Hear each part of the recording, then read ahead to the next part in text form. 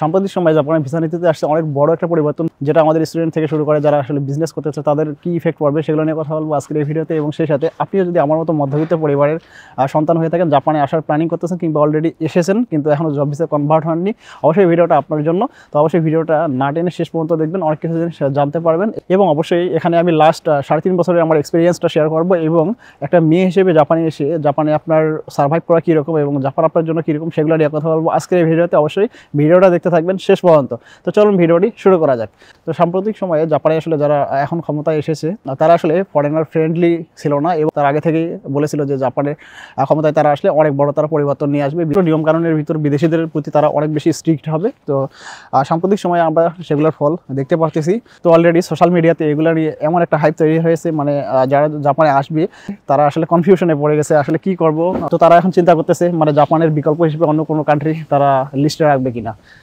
বর্তমান যে সরকার আছে তারা বলতেছে এখানে কোনো ইলিগাল মানুষ থাকতে পারবে না এবং যারা ব্যবসা করে কিংবা অন্য কোনো কিছুর সাথে জড়িত আছে তাদেরকে লিগালি এখানে করতে হবে সব কিছু।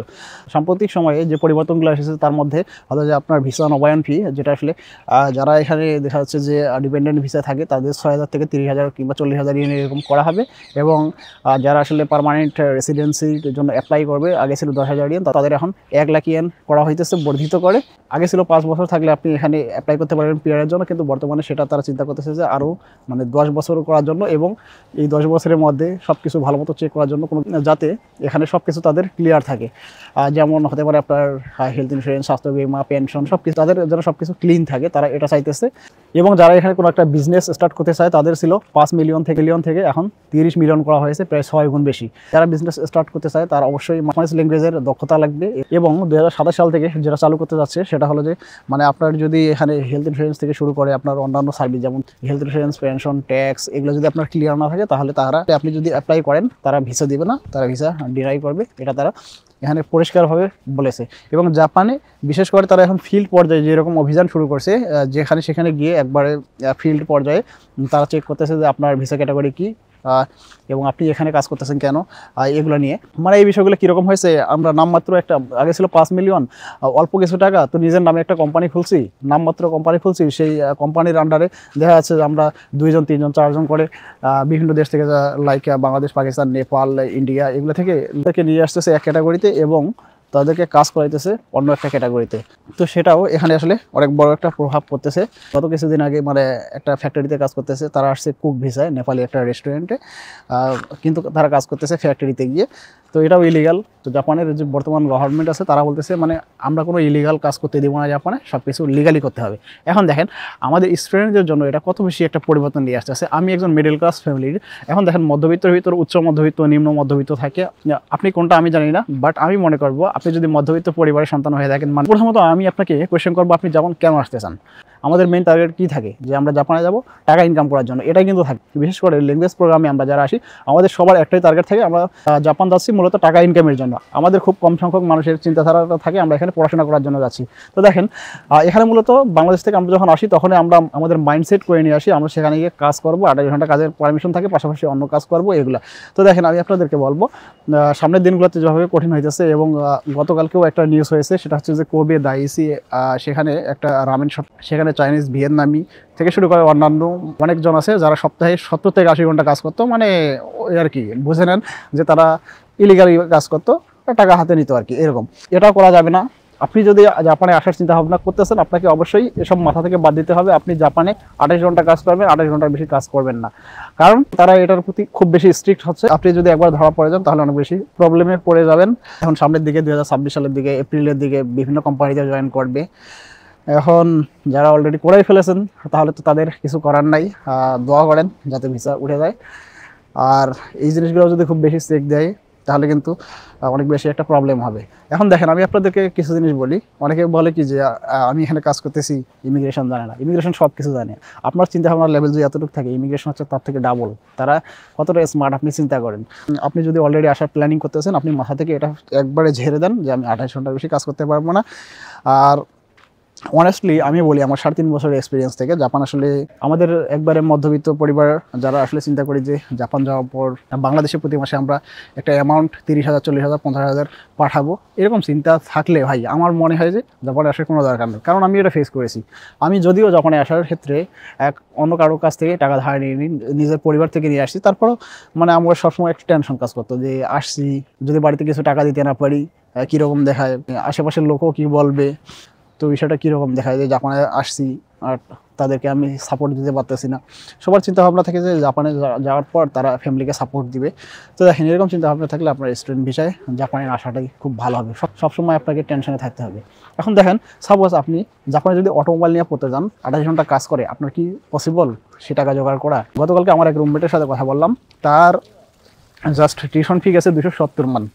270 মান 2 বছরের টিউশন ফি, মানে 27 লাখ ইয়েন টিউশন ফি এবং 3 লাখ ইয়েন দিয়ে সে ড্রাইভিং শিখছে। তো দেখেন প্রায় এখানে 300 মান 30 লাখ। আবার আপনার দেখেন যে 2 বছরের খাওয়া দাওয়া সব কিছু লিভিং কস্ট, এগুলো আবার একটা হিউজ অ্যামাউন্ট আছে। এভারেজ আপনি যদি 60 থেকে 70 হাজার ধরেন, তারপরও আপনি দেখেন এখানে আপনার 16 থেকে 17 লাখ ইয়েনের প্রয়োজন। তো দেখেন এই টাকাটা কোথা থেকে আসবে, কি পরিমাণ আপনার মানে মাথায় একটা টেনশন কাজ করবে। হয়তো আপনি জবটা করে আপনার লিভিং কস্টটা এবং পড়াশোনার খরচটা উঠাতে পারবেন, কিন্তু বাড়িতে টাকা দিতে গেলে আপনার কি করতে হবে? তখন আপনাকে অন্য কাজ করতে হবে। অন্য কাজ এখন আগে যতগুলো ভিডিও দেখছেন সবগুলা মাথা থেকে একবারে ঝেড়ে ফেলে দেন। আপনি মানে বর্তমানে যেরকম রুলস কঠিন হচ্ছে সেভাবে আমাদেরকে জাপানে টিকে থাকতে হবে। সেজন্য আমাদের মানে ওভারওয়ার্ক করা যাবে না। আমাদের যেটা কাজ 28 ঘন্টা, এই 28 ঘন্টার বেশি আমরা কোনো কাজ করার চিন্তা ভাবনা মাথায় ভুলেও আনবো না। তা না হলে কিন্তু আমাদের অনেক বেশি প্রবলেম হবে। পরবর্তীতে ভিসার জন্য অ্যাপ্লাই করলে তখন আপনাকে ভিসা নাও দিতে পারে। এই বিষয়গুলো নিয়ে আমাদেরকে অনেক বেশি সতর্ক হতে হবে। অনেকে আমাকে বলতেছে যে আসলে মেয়েদের জন্য জাপানটা কীরকম। তো দেখেন এই কোয়েশ্চেনটার অ্যান্সার আমি আপনাদেরকে দিই। মেয়েদের জন্য জাপান মানে ওয়ার্ল্ডের অন্যান্য কান্ট্রিগুলোর কথা চিন্তা করেন, জাপান একটা বেস্ট হতে পারে। এখানে সেফটির দিক থেকে চিন্তা করে একটা রাতেও একটা মেয়ে মানে এখানে নিশ্চিন্তে একা ঘুরতে পারে, তার দিকে তাকানোর কারো সময়ই নেই। মানে জাপানটা এই তাদের যে এখানে সব কিছু ম্যানেজমেন্টটা ওইভাবেই করা। মানুষ ঘুমানোর সময় পায় না ঠিক মতো, কখন আপনার দিক তাকাবে? তো দেখেন সেফটির দিক থেকে 1 নম্বর। এখন দেখেন এখানে কিছু নেগেটিভ জিনিসও আছে যেগুলো না বললেই নয়, কারণ শুধু পজিটিভগুলো বললেই হবে না। তো আমার যেটা পার্সোনাল অপিনিয়ন সেটাও আপনাদের সাথে শেয়ার করব। আমি যখন জাপানে আসিনি, জাপানে আসার আগে আমার একটা চিন্তাভাবনা ছিল আমি যাওয়ার পর আমার বোনকে জাপানে নিব। তো দেখেন আমি জাপানে আসার পর সেই ডিসিশনটা চেঞ্জ করেছি, কারণ জাপানের লাইফস্টাইল সব কিছু দেখছি যে এই পরিবেশে এইভাবে তার টিকে থাকা অনেক বেশি কষ্ট হবে। কারণ দেখা যাচ্ছে কি আমরা মানে আমাদের যে ফ্যামিলিতে যে আমাদের যে বোন থাকে ছোটো কিংবা বড়, তাদেরকে আমরা অনেক আদরের সাথে লালন পালন করে থাকি, কোনো কাজ করতে দেই না। দেখা যাচ্ছে জাপানে আসার পর একটা মেয়ে এই যে একটা সম্পূর্ণভাবে বিচ্ছিন্ন হয়ে যায়, চারদিকে কথাবার্তা বলার মতো কেউ নাই, সবাই যে যার মতো ব্যস্ত কাজ করতেছে। আর একটা মেয়ে হিসেবে আপনি যেখানেই কাজ করেন না কেন, রেস্টুরেন্ট থেকে শুরু করে কনভিনিয়েন্স স্টোর সব কিছুতে আপনার তো কাজ করার লাগতেছে, তাই না?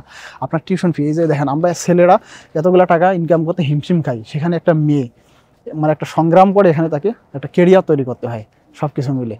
তারপর দেখেন এখানে আরও কিছু বিষয় আছে যেগুলো হচ্ছে যে জাপানে অন্যান্য কান্ট্রির এবং এখানে আমি আসলে নাম মেনশন করতেছি না, এমন যে আপনি এখানে লিভিং টুগেদারে অনেকে থাকতেছে, মানে বিয়ে করা ছাড়া একজন আরেকজনের সাথে থাকতেছে। তো এই বিষয়গুলোও আমার কাছে মানে কীরকম লাগে। তো আমি আপনাদের সাথে সব কিছু যদি শেয়ার না করি তাহলে এরকম হবে না। আমি বলতেছি না যে বাংলাদেশের মেয়ে থাকতেছে, বাট এখানে এরকম মানে আমার বাসায় কে আসলো না আসলো এটাতে কারো কোনো যায় আসে না, এবং এটা দেখার মতো কেউ নাই।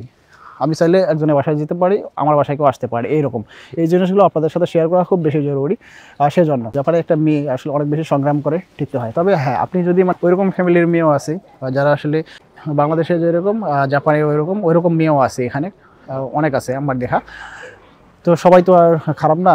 তো পজিটিভ দিকগুলোর সাথে যদি আমি আপনাদের সাথে নেগেটিভ জিনিসগুলো শেয়ার না করি তাহলে আবার পরবর্তীতে কেমন হয়ে যায়। অবশ্যই আমাকে ভালো এবং মন্দ দুইটা জিনিসই আপনাদের সাথে শেয়ার করতে হবে।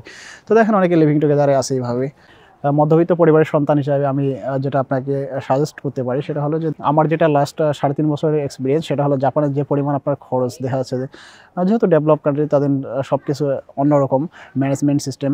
তো দেখেন এখানে আপনার health insurance, tax, resident tax, আপনার পেনশন সার্ভিস সব কিছু মিলে, আবার আপনার ভিসা নবায়ন ফি যেটা আসলে অনেক বেশি ইনক্রিজ করা হয়েছে, সব কিছু মিলিয়ে আপনার জাপানে অনেক বেশি টাফ। আপনি যারা আসলে দেখা যাচ্ছে 2 লাখ 2.5 লাখ ইনকাম করে, তো এখানে ফ্যামিলি সহ 2 জন কিংবা 3 জনের ফ্যামিলি সহ এখানে চলাটা এই স্যালারি দিয়ে অনেক টাফ হয়ে যাবে। তো অবশ্যই জাপানের যে তারা সিস্টেম করছে দেখা যাচ্ছে যে পরিবারে 3 জন সদস্য থাকলে 3 জনে ইনকাম করে, তো এরকম হতে হবে। মানে আপনার যদি ফ্যামিলি থাকে ফ্যামিলি সবাইকে ইনকাম করতে হবে, তাহলে আপনি জাপানে সার্ভাইভ করতে পারবেন, তাহলে পারবেন না।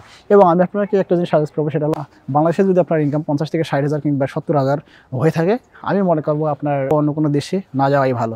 কারণ আপনি বাংলাদেশে থাকবেন, আপনার নিজের ফ্যামিলিকে আপনি সময় দিতে পারবেন, মন চাইলে বাসায় যেতে পারবেন। এবং জাপানের মতো প্রতি মাসে আপনার এই যে দেখেন, এখানে তো আমরা ভাড়াটিয়ার মতো, তাই না?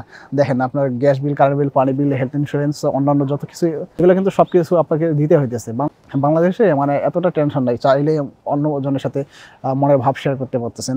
বাট এখানে তো সবাই ব্যস্ত, আপনাকে সময় দেবে এরকম সময়টা নাই। তো আমি একটা জিনিস এখন রিয়ালাইজ করি, আমি জাপানে আসার পূর্বে আমার বাংলাদেশে ইনকাম ছিল যেটা প্রায় 25 থেকে 30,000-এর মতো, সেটা আমার ঘরে বসে আসতো অনলাইন থেকে। তো সেটা আমার এখন এতদিন যদি আমি কন্টিনিউ করতাম, সেটা আমার প্রায় 2 লাখ, 2.5 লাখ, 3 লাখ এরকম আসতো। তো আমি জাপানে আসার পর এখন যেটা জিনিস রিয়ালাইজ করতেছি, জাপানে আসাটা আমার একবারে ঠিক হয়নি। জাপানে আসাটা আমার ভুল সিদ্ধান্ত ছিল। কারণ গত 3.5 বছর কি একটা মানে সময় আমি পার করেছি, আমি সপ্তাহ যায়, দিন যায়, মাস যায়, আমি বুঝতেই পারি না কীভাবে সময়গুলো যায়।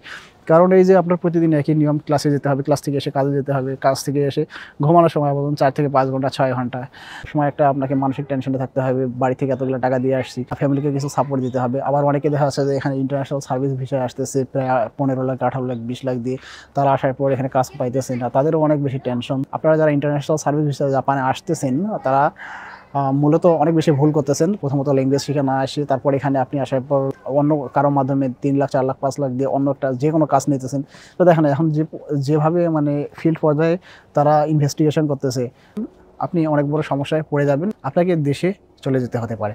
সব কথার এক কথা হলো, মানে আমাদের যেটা করণীয় সেটা হলো, যেহেতু এসেই পড়েছি আর পিছনে ফিরে দেখানোর সময় নেই, সামনের দিনগুলো কি সেগুলো আমাদেরকে ফলো করতে হবে। আমাদেরকে জাপানের যে রুলসগুলো আছে সেগুলো আমাদেরকে প্রপারলি মেনটেন করতে হবে, এবং আমরা কখনো মানে রুলসের বাইরে গিয়ে কোনো কিছু করবো না। আর দেখা যাচ্ছে যে নিয়মিত জাপানের গভর্নমেন্ট আমাদের কাছ থেকে যেগুলো পাবে, লাইক রেসিডেন্ট ট্যাক্স, অন্যান্য যত কিছু আছে সেগুলো আমাদেরকে পরিশোধ করতে হবে টাইম টু টাইম।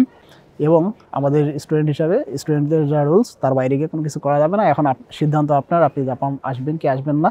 কারণ দেখা যাচ্ছে যে আপনাকে স্টুডেন্ট লাইফ 2.5 ঘন্টা কাজ করতে হবে, এই জিনিসটা মাথায় সেট করে আসবেন। বাড়িতে কোনো সাপোর্ট দেবো না, বাড়িতে ফুল টাইম জবে যাওয়ার পর সাপোর্ট দিব, এরকম চিন্তাভাবনা করে আসবেন। তো অনেক কিছু জিনিস শেয়ার করেছি আজকের এই ভিডিওতে। ভিডিওটা শেষ পর্যন্ত দেখার জন্য আপনাদেরকে অসংখ্য ধন্যবাদ জানাচ্ছি। দেখা হবে অন্য একটা ব্লগে, সে পর্যন্ত সবাই ভালো থাকবেন। আজকে বিদায় নিতেছি, আল্লাহ হাফেজ।